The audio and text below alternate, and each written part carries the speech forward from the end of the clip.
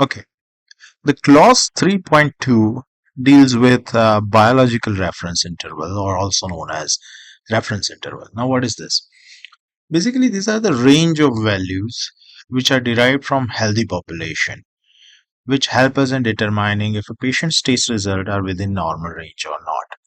So basically, whenever you see a report and a quantitative report which has a number value in it, then obviously you want to know whether this is within a normal range or not.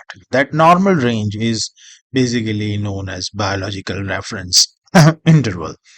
So this range of values is basically specified interval of distribution of values, and it is obviously derived from healthy population. That's why we call it as biological reference population.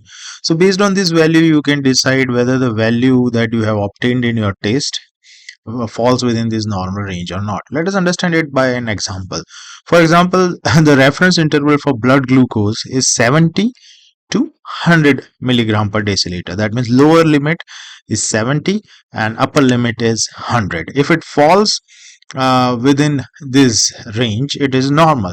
And if patient's result is 110 milligram per deciliter, that means it is out of this normal range or biological reference interval.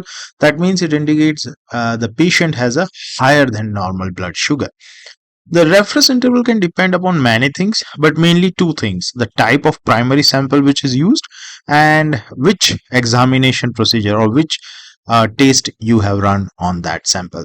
A reference interval is usually defined as central 95% interval because it is the specified interval of distribution of values. So we take mean plus or minus 2 standard deviations of observation to decide this interval. So it usually covers up to 95% of population.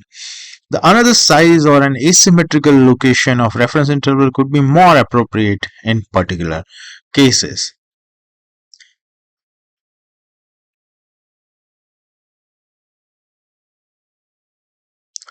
In some cases, only one biological reference limit is important, sometimes only an upper limit. Uh, so the corresponding biological reference interval would be less than or equal to x, for example. The terms such as normal range, normal values, or clinical range are ambiguous, and that's why they are not used. So, usually people understand these terminologies: normal range, normal values, or clinical range, but usually you should consider it as biological reference interval or reference interval.